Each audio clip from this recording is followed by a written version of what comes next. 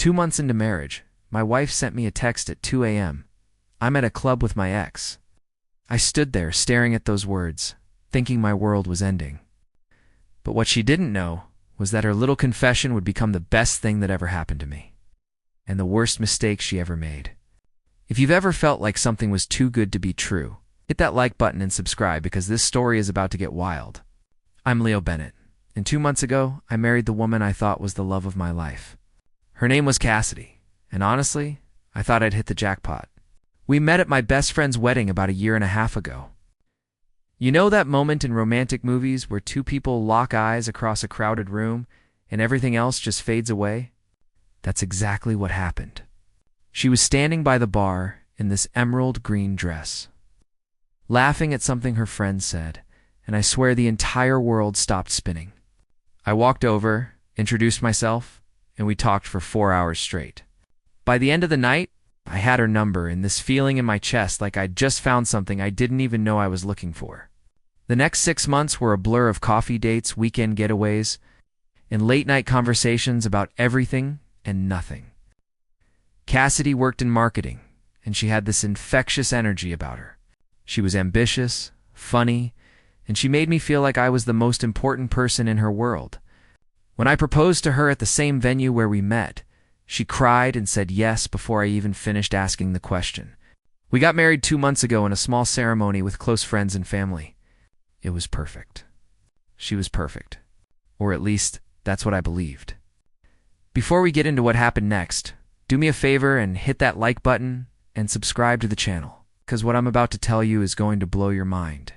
Trust me, you'll want to stick around for this. Everything changed on a Friday night in late October. I was working from home, hammering away at some urgent coding project for work. Cassidy had told me she was going out with some girlfriends from her office for drinks. Nothing unusual about that. She'd done it before, and I trusted her completely. Around midnight, I texted her asking when she'd be home. No response. 1 o'clock came and went. Still nothing. I tried calling. Straight to voicemail. I wasn't worried yet, just a little annoyed. Maybe her phone died, I thought. Maybe the music was too loud at whatever bar they were at. But then, at exactly 2:17 in the morning, my phone buzzed on my desk. I picked it up, expecting an apology text or maybe some drunk message about how much she loved me. Instead, I read 8 words that made my blood run cold. I'm at a club with my ex. Don't wait up. I stared at that message for what felt like an eternity. My brain couldn't process it. I read it again and again. I'm at a club with my ex. Don't wait up. My hand started shaking. This wasn't a drunk text. This wasn't autocorrect. This was a confession. A deliberate choice to tell me she was with another man. Ex. The guy she'd told me was ancient history, someone she hadn't spoken to in years. My heart was pounding so hard I could hear it in my ears. I called her immediately. It rang twice, then went to voicemail. She'd declined my call. I called again. Same thing. And again. By the 4th call, it went straight to voicemail. She'd turned her phone off. That's when the panic set in. But alongside the panic was something else. Something darker. I opened our shared location app, the one we'd both agreed to use for safety reasons. Her little profile picture sat there on the map, unmoving at a place called Velvet Lounge. An upscale club downtown? The kind of place you don't just stumble into. The kind of place you plan to go to. I sat there in my home office, staring at that little dot on the screen, and something inside me snapped. I grabbed my keys, my wallet, and my phone, and I walked out the door. I was about to discover just how deep this betrayal really went. I didn't sleep that night, not even for a minute. After I left that club, after I threw her wedding ring on that table and walked away from the whispers and stares, I drove home in complete silence. No music, no podcasts.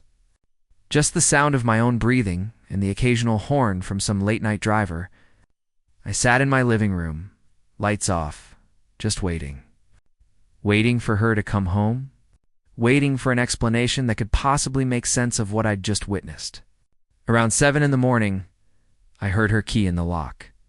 The door opened slowly, carefully, like she was trying not to wake me.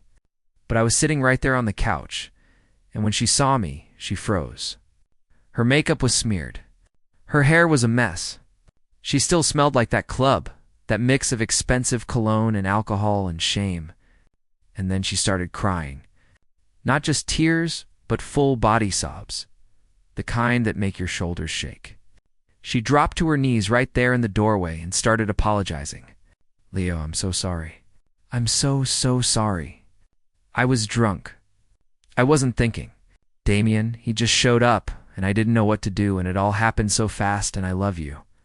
I love you so much. Please, we can fix this." I just sat there, watching her fall apart, and I felt absolutely nothing. That's what scared me the most. Not anger. Not sadness. Just this cold, empty void where my feelings used to be. I finally spoke, and my voice sounded like it belonged to someone else. "Move your things to the guest room. We'll talk when I'm ready." She looked up at me like I'd slapped her. I think she expected me to yell, to scream, to throw things, but I didn't have the energy for that. I just needed her out of my sight. She nodded, still crying, and gathered some of her things. I heard the guest room door close, and then I was alone again.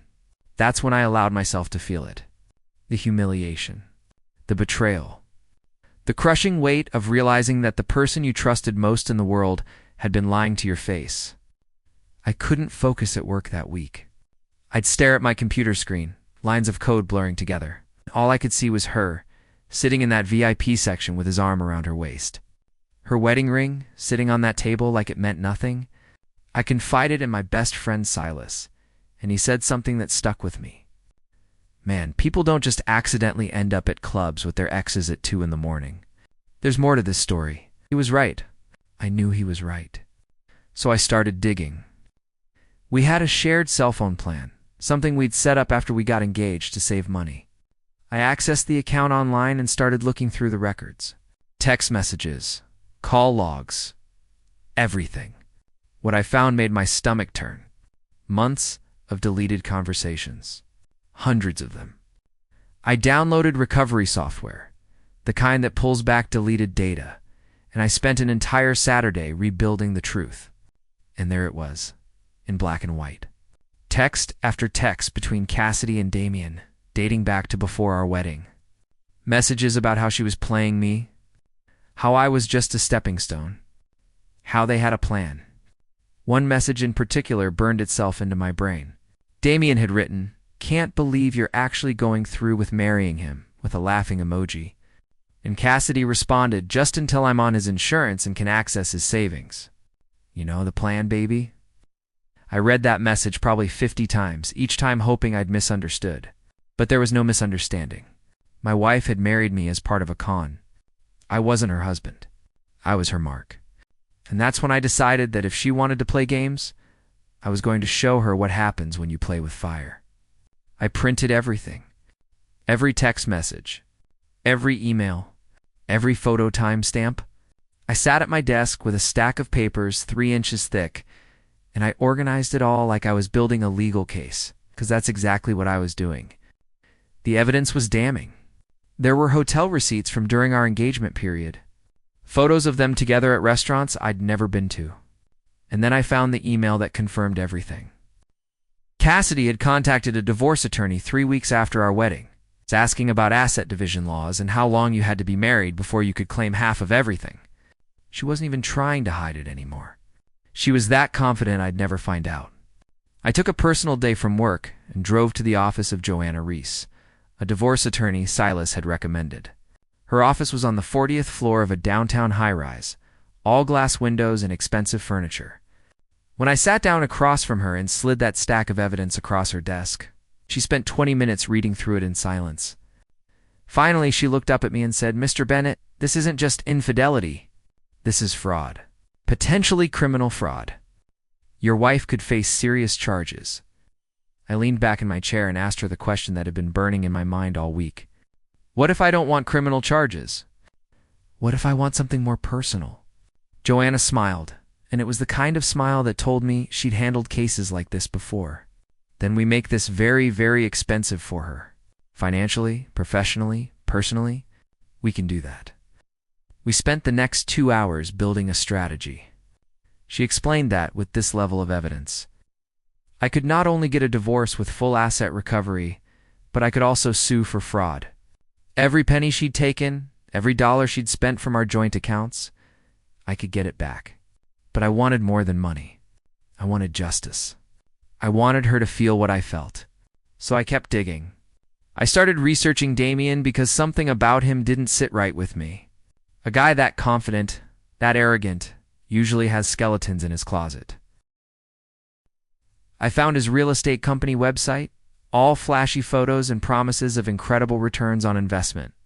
Then I found the complaints. Dozens of them. People claiming he'd taken their money and never delivered properties.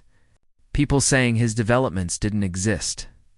The more I dug, the clearer it became. Damien was running something close to a Ponzi scheme. Cassidy's name was listed as a business partner on several of his LLC filings. She wasn't just having an affair with a con artist. She was complicit in his crimes. I hired a private investigator named Graham Stone, a former cop who specialized in marital cases. I gave him one job: document everything, follow them, get photos, prove that the affair was ongoing even after I'd caught them. Graham delivered within 2 weeks. Photo after photo of Cassidy and Damien together. Fancy dinners, hotel check-ins, shopping sprees where they were spending money from our joint credit cards, money I'd earned. But Graham found something else, something I never expected. Damien was married, not divorced, not separated, married. To a woman named Rochelle who had no idea that her husband was running around with my wife. I sat in my living room that night, looking at all the pieces I'd gathered, and I realized I had everything I needed. I could destroy Cassidy's marriage. I could destroy her finances. I could destroy her career. And I could destroy Damien's entire life while I was at it. Silas came over that evening, saw the evidence spread across my coffee table, and asked me if I was sure about this. This is nuclear, man. Once you pull this trigger, there's no going back. I looked at him and said what I'd been thinking for weeks. They tried to destroy me for money. Now I'm going to destroy them for justice. The plan was set. All I had to do was execute it. The divorce papers were served to Cassidy at her office on a Wednesday afternoon, right in the middle of a team meeting. I know this because Graham was there, documenting everything. She came home that evening with red eyes and mascara streaks down her face, holding the envelope like it was a bomb. The papers didn't just ask for a divorce. They included fraud allegations, a detailed asset freeze, and a 40-page appendix of evidence. Every text message, every photo, every lie. Her hands were shaking when she called me. "Leo, what the hell is this? You're accusing me of fraud? You're trying to ruin my career." I let her scream for a minute before I responded, my voice calm and cold. "I'm not trying to ruin anything, Cassidy. I'm just telling the truth. You married me to steal from me. That's fraud. The courts will decide what happens next." Within 48 hours, all our joint accounts were frozen by court order. Cassidy couldn't access a single dollar. Her credit card stopped working. Her lawyer, after reviewing the evidence, pulled her aside and told her what I already knew. If this went to trial, she'd lose everything. But I wasn't done. Not even close. While Cassidy was scrambling to find a lawyer who'd take her case, I made an anonymous call to the FBI's Financial Crimes Division. I provided them with everything I'd found on Damien. The shady real estate deals, the complaints, the shell companies, the paper trail of money moving from investor accounts into his personal spending. I included Cassidy's name on every document where she was listed as a business partner. The federal investigation opened faster than I expected. Within a week, FBI agents showed up at Damien's office. They seized computers, files, financial records, and because Cassidy was listed as a partner on multiple LLCs, she was included in the investigation. I watched it all unfold from a distance, and honestly, it was like watching dominoes fall. Damien, who'd been so confident and smug that night at the club, started panicking. Graham showed me the recordings. Damien was throwing Cassidy under the bus, telling investigators that she handled all the paperwork, that she managed the books, that he barely knew what was going on. He was setting her up to take the fall for everything. Cassidy figured it out eventually. She called Damien, screaming at him, asking why the FBI was asking about her specifically. He stopped answering her calls after that. Just ghosted her completely. The man she'd destroyed her marriage for. The man she'd committed fraud for. Abandoned her the second things got difficult. But I still had one more card to play. I arranged to accidentally run into Damien's wife, Rochelle, at a coffee shop near their house. I introduced myself as someone who'd done business with her husband, and then I casually showed her photos on my phone. Photos of Damien and Cassidy together, kissing, holding hands, checking into hotels. Rochelle's face went from confused to furious in about 3 seconds. She didn't say anything to me. She just took a photo of my phone screen with her own phone, stood up, and left. 2 days later, Graham sent me a video. Rochelle had shown up at Damien's office during business hours, walked right past his secretary, and confronted him in front of a lobby full of clients and investors. I watched as she screamed at him, calling him every name in the book, and then she slapped him so hard across the face that the sound echoed through the marble lobby. His investors saw everything. His clients saw everything. Within 24 hours, 3 major investors pulled out of his projects. His business started collapsing like a house of cards. And then Cassidy showed up at my door. It was late, almost 10 at night, and she looked destroyed. Her eyes were hollow. Her hands wouldn't stop shaking. She'd lost her job because of the investigation.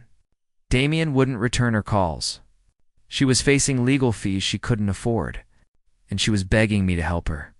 When Cassidy showed up at my door that night, begging for help, I almost didn't recognize her. The confident, polished woman I'd married was gone. In her place stood someone broken, desperate, and completely out of options. She was crying, telling me she'd made a terrible mistake, that she was sorry, that she was losing everything. Part of me, a very small part, felt something like pity. But then I remembered that text message. Just until I'm on his insurance and can access his savings. You know the plan, baby. I remembered her wedding ring sitting on that table at the club. I remembered every single lie. So I walked to my desk, pulled out an envelope I'd prepared weeks ago, and handed it to her. Inside was a settlement agreement. She would leave the marriage with nothing except what she'd brought into it. No money, no assets. No claim to the house, or my savings, or anything we'd accumulated together. In exchange, I wouldn't push for criminal fraud charges on top of everything else she was already facing. Her hands shook as she read it. She looked up at me with tears streaming down her face and said, "Leo, please. I'm losing everything. My job, my reputation, my future. Don't do this." I looked at her, really looked at her, and I felt nothing. No anger, no satisfaction. Just emptiness. You told Damien our marriage was a mistake. You used me like I was nothing more than a bank account. I'm just returning the favor. Sign it, or I'll see you in court where all of this becomes public record. She signed it right there, her signature barely legible through the tears. Then she left and I never saw her again. Not like that, anyway. The divorce was finalized 6 months later. I kept the house, my savings, everything. Cassidy signed the settlement to avoid a public trial that would have destroyed whatever was left of her reputation. Damien wasn't so lucky. Federal prosecutors hit him with multiple counts of wire fraud and investment fraud. He was looking at 10 to 15 years in prison. Cassidy cut a deal to testify against him in exchange for reduced charges. She got probation and community service, but her career in marketing was over. No company would touch her after the scandal. Last I heard, she was living with her parents and working retail just to pay off her legal fees. As for me, I threw myself into work. The pain of what happened became fuel. I got promoted to senior engineer within 4 months. I started going to therapy because I realized I needed to process everything that had happened. I needed to learn how to trust again, how to open up again. I picked up old hobbies I'd abandoned. Rock climbing, photography. I started living for myself instead of for someone else. And slowly, gradually, I started feeling like myself again. Better than myself, actually. Stronger, more aware, more careful about who I let into my life. About 8 months after the divorce was finalized, I ran into Cassidy at a grocery store. It was completely random. I was picking up some things for dinner when I saw her in the produce section. She looked tired, older somehow, like the last year had aged her a decade. She saw me and froze. I could see her trying to decide whether to approach me or run away. She chose to approach. "Leo," she said quietly, "how are you?" I was polite but distant. "I'm good, Cassidy. Really good." We made awkward small talk for maybe 30 seconds, and then I started to walk away. That's when I heard someone call my name. "Leo? Leo Bennett. Oh my God, is that really you?" I turned around and saw Avery, a girl I dated briefly in college. She'd just moved back to town for work. We started talking, laughing about old memories, catching up on the years we'd missed. There was this easy chemistry between us, something natural and genuine. I gave her my number, and we made plans to grab coffee that weekend.